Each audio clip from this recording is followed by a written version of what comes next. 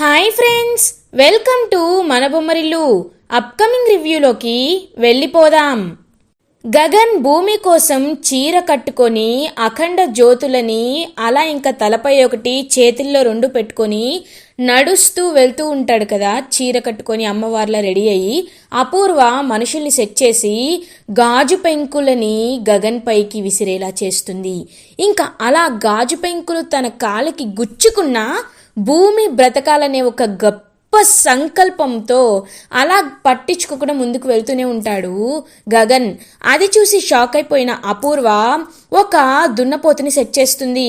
ఆ దున్నపోతు ఇంకా అలా గగన్ రెడ్ శారీ కట్టుకున్నాడు కాబట్టి గగన్ని తన కొమ్ములతో దాడి చేయడానికి వస్తుంది. అదే టైంకి పంతులు గారు తెలివిగా ఆలోచించి పసుపుని గగన్ పైకి విసురుతారు. ఇంకా తన చీర మొత్తం పసుపు కలర్లో అయిపోయేసరికి ఆ దున్నపోతు కూడా వెనక్కి తిరిగి వెళ్ళిపోతుంది. అలా అఖండ జ్యోతిని వెలిగించి దీక్షని కంప్లీట్ చేసి శివతాండవాన్ని చేసి తన మొక్కుని తీర్చుకుంటాడు గగన్ భూమి బ్రతకాలని. ఇంకా కరెక్ట్గా ప్యారలల్గా భూమి గుండెల్లో ఉన్న బుల్లెట్ని బయటికి తీసేసి భూమి ఆపరేషన్ సక్సెస్ అయిందని గుడ్ న్యూస్ చెప్తారు. అలా ఇంకా డాక్టర్ అందరూ చాలా హ్యాపీగా ఫీల్ అవుతారు. భూమిని నార్మల్ ఐసీయూలోకి షిఫ్ట్ చేస్తారు. భూమి కళ్ళు తెరుస్తుంది.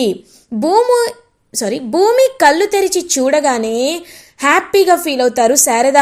అమ్మ భూమి, నీకేం కాదమ్మా, నువ్వు బ్రతుకుతావు, నువ్వు బ్రతికేవమ్మా, ఇంకా నీకేమీ కాదమ్మా భూమి అని చెప్పి ఎంతో హ్యాపీగా ఇంకా భూమి వైపు చూస్తూ ఉంటారనమాట. అలా అందరూ ఇంకా భూమి అయితే ఎంతో హ్యాపీగా కళ్ళు తెరిచి చూస్తూ ఉంటుంది. అమ్మ భూమి అని చెప్పి శరత్చంద్ర లోపలికి వెళ్ళాలనుకుంటారు. సార్, ఆవిడ ఇప్పుడే కదా సార్ కోలుకున్నారు, ఇప్పుడు మీరు వెళ్ళడం కుదరదు సార్ అని చెప్పి ఇంకా నర్స్ అయితే ఆపేస్తారు. గగన్ అలా ఇంకా పక్కకి వచ్చి కూర్చుంటాడు. శరత్చంద్ర కూడా హమ్మయ్యా అని చెప్పి రిలాక్స్ అవుతూ ఉంటారు. శారద గగన్ దగ్గరికి వచ్చి, రే గగన్, నువ్వు దీక్ష మొక్కుకున్నావు. అసలు దేవుణ్ణి నమ్మని నువ్వు చీర కట్టుకొని అఖండ జ్యోతిని వెలిగించి భూమి కోసం ఇదంతా చేశావు. గగన్, ఎందుకు ఇలా చేశావు అని అడుగుతారు శారద. అదేంటమ్మా అలా అంటావేంటి? భూమికి ఏదైనా అయితే నేను తట్టుకోగలనా? ఎందుకో తెలీదు, నువ్వు పూర్ణి తర్వాత నాకు భూమినే అంతలా నా మనసుకి కనెక్ట్ అయింది. అలాంటి భూమి ప్రాణాలు పోకుండా నేను ఎలా చూడకుండా ఉంటాను? తన్ని ఎలా అయినా, ఎలాంటి సిచ్యువేషన్లో అయినా, ఎలాంటి సందర్భంలో అయినా, ఏదైనా తన్ని కాపాడుకునే బాధ్యత నాది అని గగన్ అలా ఇంకా కాన్ఫిడెంట్గా చెప్తూ ఉంటాడు. అదంతా విన్న శరత్చంద్ర ఒక్కసారిగా గగన్ దగ్గరికి వస్తారు. నువ్వు అమ్మవారి దీక్షను చేశావా అని అంటారు. అవును అని చెప్తాడు గగన్. ఇంకలా నర్స్ వెళ్తుంటే, నర్స్ ఒకసారి రండి, తన కాలికి గాయమైంది, ఫస్ట్ ఎయిడ్ చేయండి అని అంటారు శరత్చంద్ర. ఇంకా గగన్ అలా శరత్చంద్ర వైపు కోపంగా చూస్తూ ఉంటారు. చూడు గగన్, ఇన్నాళ్ళు నువ్వు నాపై దాడి చేయడం, నేను నీ కుటుంబం పై దాడి చేయడం, ఇదంతా ఆపేద్దాం. ఎందుకంటే భూమికి నేనంటే ఎంత గౌరవమో నువ్వన్నా నీ కుటుంబం అన్నా అంతే గౌరవం. ఇకపై నా కూతుర్ని నేను సంతోషంగా చూసుకోవాలనుకుంటున్నాను. నా కూతురికి ఎలాంటి కష్టం రానివ్వకుండా చూసుకోవాలనుకుంటున్నాను. అలాంటిది మనిద్దరం గొడవ పడుతూ ఉంటే నా కూతురు సంతోషంగా ఉండదు. కాబట్టి నేను నీ జోలికి రాను, నువ్వు కూడా నా జోలికి రావద్దు అని చెప్తారు. అలా ఇంకా భూమి గురించి శరత్చంద్ర ఇంకా సైలెంట్గా ఉంటాడనమాట గగన్. ఇప్పటికైనా అర్థం చేసుకున్నందుకు చాలా థ్యాంక్స్ అని ఇంకా గగన్ అలా అక్కడి నుండి వెళ్ళిపోతూ ఉంటాడు. ఇంకా అలా పాపం భూమికైతే మొత్తం ట్రీట్మెంట్ అంతా కంప్లీట్ చేసి భూమిని అలా ఇంకా తీసుకువెళ్తూ ఉంటారనమాట. భూమికి డాక్టర్ వచ్చి చెక్ చేసి, ఇప్పుడు మీరు పర్ఫెక్ట్లీ ఆల్ రైట్, మీకు కొంచెం ఒక 2 days బెడ్ రెస్ట్ అవసరం, ఇంకా తర్వాత మీకు బెడ్ రెస్ట్ ఏమీ అవసరం లేదు, సో కొన్ని రోజులు వెయిట్స్ అనేవి లిఫ్ట్ చేయకుండా ఉండండి అని చెప్పి చెప్తారు. ఇంకా అలా శరత్చంద్ర ఆ డాక్టర్ కశ్యప్తో thank you sir, thank you so much, ఇవాళ మీరు వచ్చి ఆపరేషన్ చేయకపోతే మా భూమి బ్రతికేది కాదు, థ్యాంక్ యూ అని అంటారు. మీరు మీ డాటర్ విషయంలో తీసుకున్న నిర్ణయం కానీ ఆరాటం కానీ నిజంగా నాకు చాలా మోటివేషన్ ఇచ్చాయి. కాబట్టి ఈ విషయంలో మీరు నన్ను ఎక్కువగా పొగడద్దు, నా డ్యూటీ నేను చేశాను అని చెప్పి డాక్టర్ అక్కడి నుండి వెళ్ళిపోతారు. ఇంకా అపూర్వ అదంతా చూస్తూ చాలా చాలా ఇరిటేటింగ్గా ఫీల్ అవుతూ ఉంటుంది. అపూర్వ, భూమి బ్రతికింది, అపూర్వ భూమి బ్రతికింది అని అంటారు. అవును బావా, భూమి బ్రతికింది, నాకు ఎంత సంతోషంగా ఉందో అని అంటుందన్నమాట కావాలనే అపూర్వ. ఇంకా అలా అపూర్వ వైపు చూస్తూ ఉంటుంది గోరింటాకు పిన్ని. శరత్ చంద్ర భూమి దగ్గరికి వస్తారు. అమ్మ భూమి అని చెప్పి భూమిని పాపం హగ్ చేసుకుంటారు.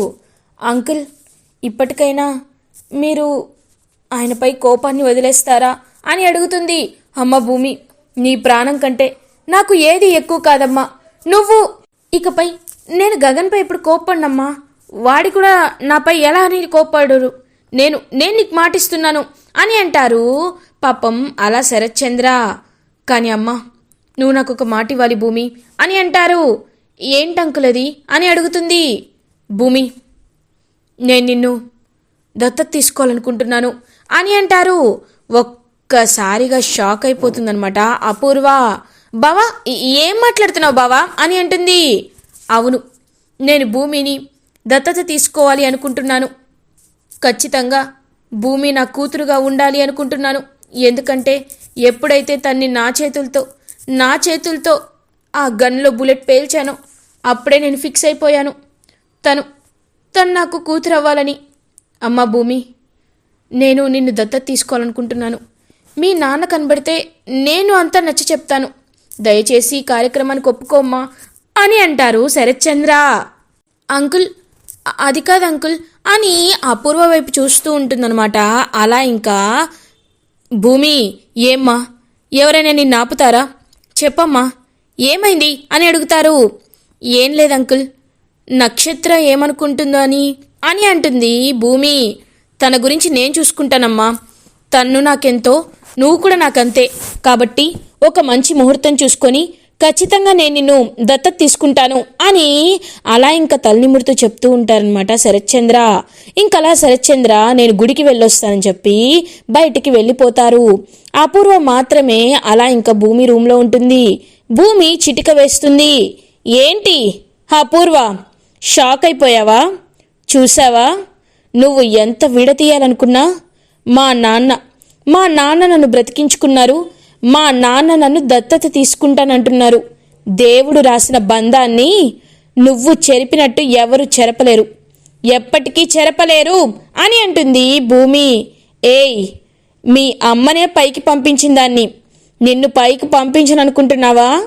నువ్వు దత్తతకి వచ్చిన వెంటనే నిన్ను నేను పైకి పంపిస్తాను కదా అని అంటుంది అపూర్వ. పంపించాలంటే ఇప్పుడే పంపించేదానివి, ఇప్పుడే నీ వల్ల కాలేదు. నేను మా అమ్మలాగా ఆ రోజు పేదవాళ్ళ గురించి ఆలోచించి ముందు వెనక ఆలోచించకుండా సిచ్యువేషన్ బట్టి మా అమ్మ మహా సంకల్పం కోసం నీ వల్ల వచ్చింది. కానీ నీలాంటి దుర్మార్గురాలు ఉందని తెలిసాక నేను జాగ్రత్త పడకుండా ఎందుకుంటాను?